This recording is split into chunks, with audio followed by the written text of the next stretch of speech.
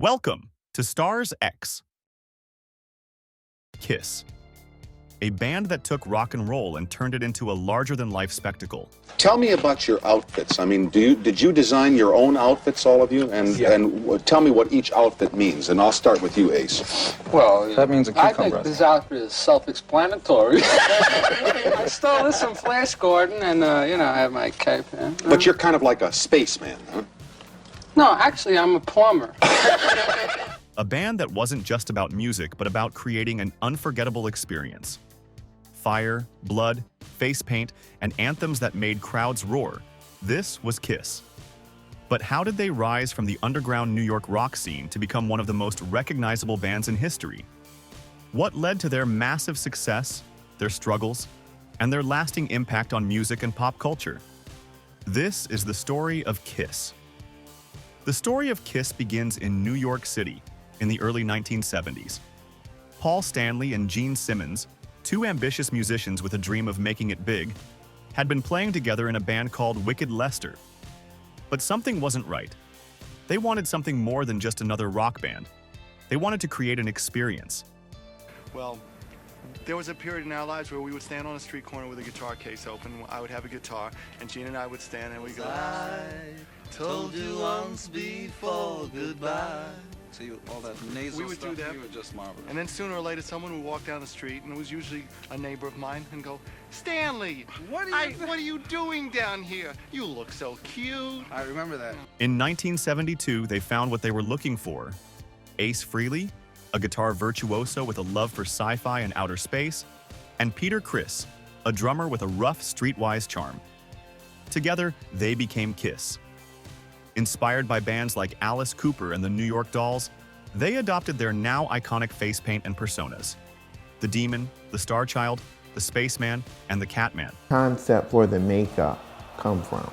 We were in a time where there had been this great British invasion where bands looked terrific. And when you saw a band, invariably you knew that a member of the Stones wasn't in the Beatles because the Beatles looked one way, the Stones looked another way. All bands seemed to have their own calling card as far as identity. We wanted to take that a step further, and the makeup seemed like the perfect way for each one of us. They weren't just musicians, they were characters in a rock and roll comic book come to life. But success didn't come overnight. They played small clubs, often performing in near-empty rooms. Their self-titled debut album in 1974 didn't make waves, nor did their second or third albums. They were struggling financially, but they refused to give up. Hello, Australia. This is Gene Simmons of Kiss, and I'd like to introduce you to Paul Stanley of Kiss, and I'd like to introduce you to It's Frehley from Kiss, and this is Eric Carr, our new drummer. Woo! How you doing, everybody out there? Okay, So where did the idea of the entire makeup thing come from? We were born with looked like this. You are not. Oh, Sort of. well, kind of. I think everybody involved with the group wanted to do a theatrical rock and roll show. We can't get And I Bill mean it, Coyne out of I mean it, makeup. I mean it. All right, so many people sort of interpret different things into your makeup. Now, Gene, what is your makeup? He's a ballerina. Everybody's got to be serious. Come on. How can we be serious? Said that you put the fun back into rock and roll. Do you think people take rock and roll sometimes far too seriously and lose Yeah, I enjoyment? think so. I think what we're trying to do is to make rock and roll fun. I don't think we're trying to do anything more than that. If people think that it's deeper than that, it really is their problem, you know? Look, it's rock and roll. They knew they had something special.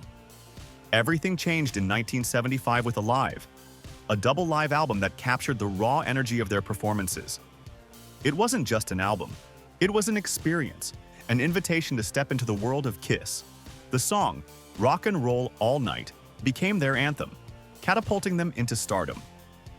Suddenly, Kiss was everywhere. Their concerts became full-blown spectacles, with fire-breathing, smoking guitars, and larger-than-life stage shows. Kiss wasn't just a band anymore, they were a phenomenon. Fans known as the Kiss Army became a movement. From dolls to comic books, they pioneered rock merchandising in a way no one had ever seen before. They were printing money, and for a time it seemed like nothing could stop them. By the late 1970s, Kiss was on top of the world. But behind the scenes, tensions were growing. Each member released a solo album in 1978, a sign that cracks were beginning to form.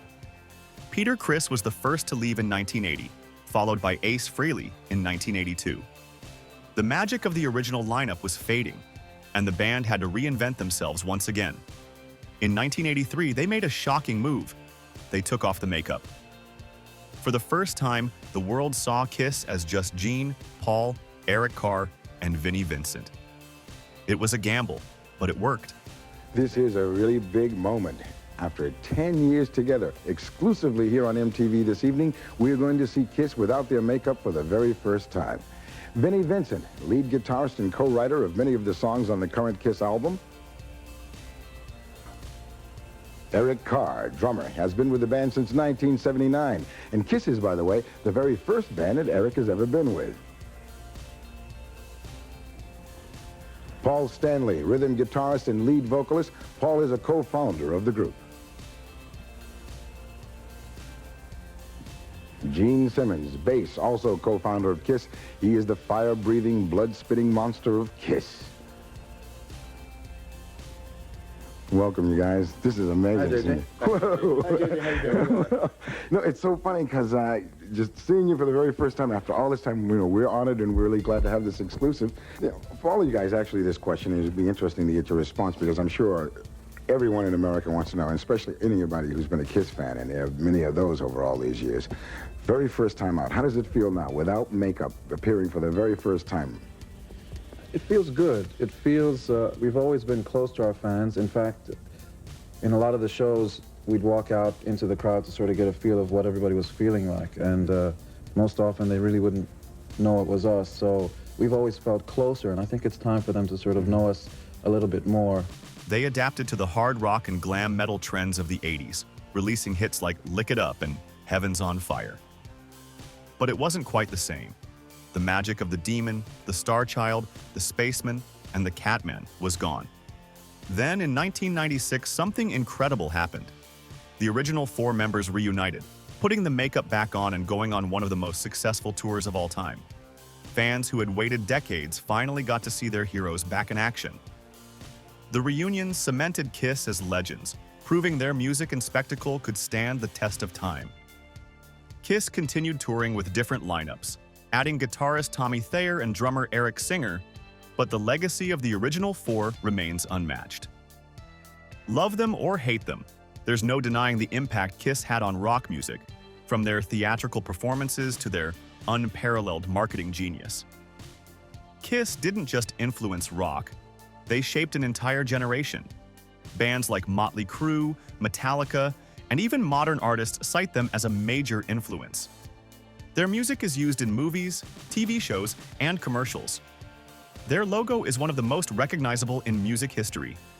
As Kiss embarks on their final tour, The End of the Road, one thing is clear. Kiss may retire from the stage, but their music and their legacy will never die. They were more than a band. They were an experience. They were a movement. And as long as fans continue to raise their fists and scream, "I want to rock and roll all night and party every day," Kiss will live on. Kiss redefined what a rock band could be. They were outrageous, they were larger than life, and they left an impact no one can deny. Thanks for watching. Don't forget to subscribe.